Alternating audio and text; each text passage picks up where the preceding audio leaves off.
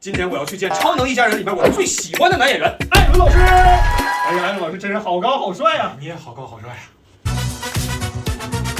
艾伦老师，听说您这个电影最新上映，我随意吧。哎呦，这太客气了，那我就收了。哎，然后艾伦老师那个，你看，就是我前2天吧，我也是刚结完婚，然后就是这个啊，对，这我不能插事儿啊。哎，恭喜！哎，谢谢。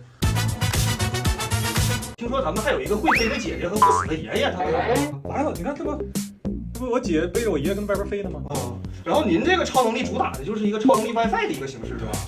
就比如哈，就他们在我的这个 WiFi 范围里，他们就有超能力。哦你看啊，比如说我往这边走2步啊，你看，哇，还行，咱爷还在范围内，差一点出圈。